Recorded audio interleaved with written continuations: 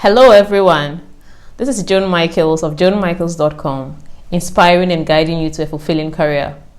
Welcome to this week's episode on my YouTube channel. In this episode, I am going to discuss the topic of taking ownership of your career development. One too many times we've seen people in companies saying, my manager is not putting me on training, there are no career development opportunities for me, etc., etc.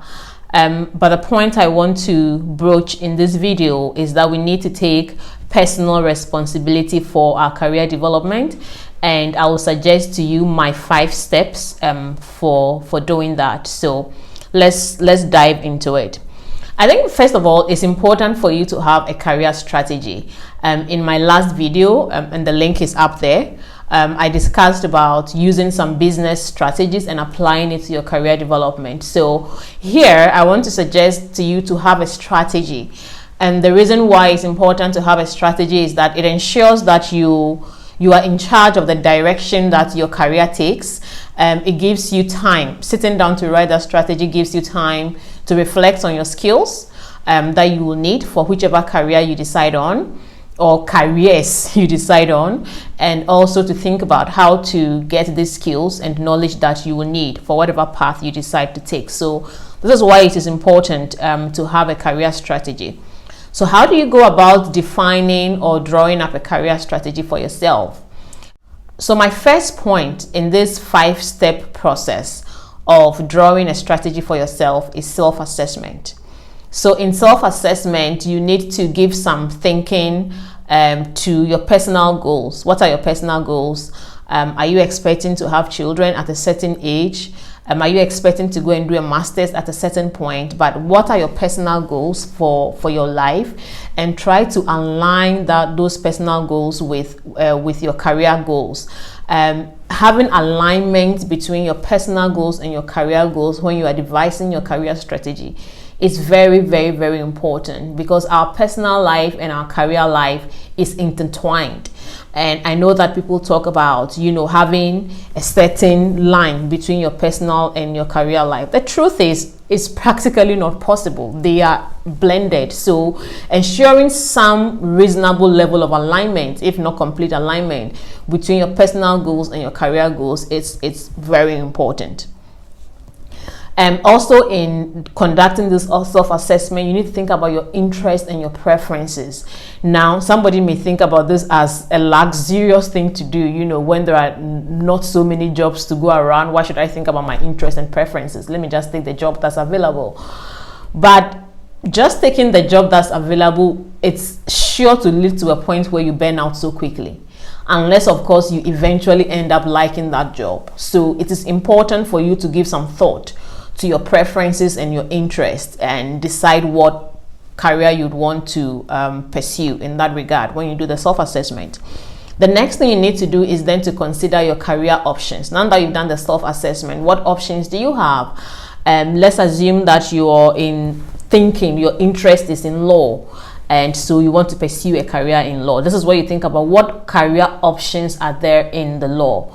Many times, most people who study law want to be like litigators or barristers, but there's so many career options even in the legal field.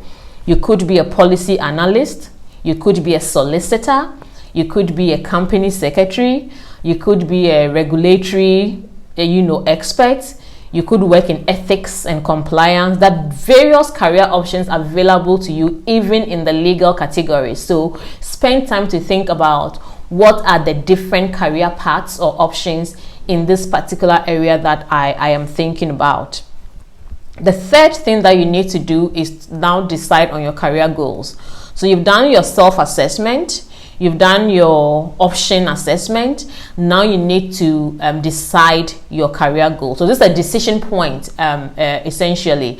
Am I going to go in for a solicitor, working in a law firm, or am I going to be a corporate counsel working in a company? What decision do you want to make? So this is the point when you sit down and you make a career decision, considering the information that you have gathered through the first 2 steps, i.e. your assessment and your options analysis.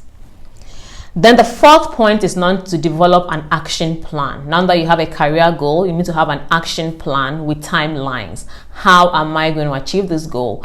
And for me, this is the most important point, because I find that the thing holding most people back is action or execution. We all have these wonderful dreams and plans and things that we want to do, but taking the action is, for me, the meat of the matter, and making sure that whatever goals and plans you put in place are actually being implemented and executed. This is also the point where your character and discipline will be tested. Are you resilient? Do you stay committed to your plans? It's in the execution of the action that this will be tested. So it's the most important point. I cannot say that enough. The final, or the fifth point in terms of setting your career strategy, is to review and adjust your plans. And this is also a very important point. Whilst it is good to have a strategy and have a goal and have an action plan to achieve that goal, it is always very important to remain flexible, because things change, all right? And sometimes the opportunities that become available to you are not the exact opportunities that you have in your mind. So not being flexible and not keeping your eyes opened might lead you to miss some other opportunities that come along your way. Sheryl Sandberg said something in her book, Lean In, on this point about being flexible that I found very profound. And she said that careers are a jungle gym. They are not a ladder. So if it's a jungle gym, you have to meander it. It may not be that very linear career path that our parents have had, but you need to look into the company and say, what does the company need? What needs to be done, and how can I package myself to meet that need? So remain flexible and revisit your career goals and plans and adjust them as necessary.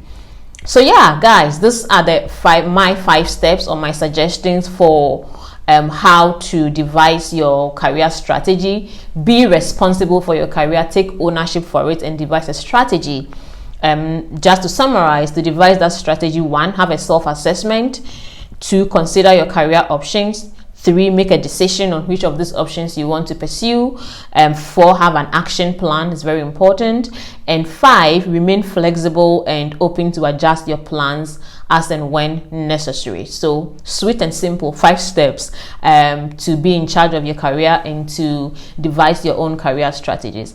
I hope you found it useful. Now, if you need help or support to devise a career strategy for yourself, please don't hesitate to contact us, John Michaels, through the website www.johnmichaels.com, and we will be able to help you apply this 5-step in devising a strategy that is practical and feasible for your own career development.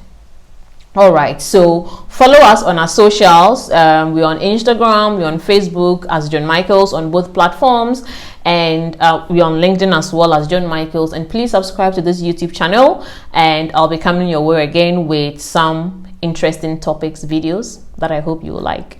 Bye bye.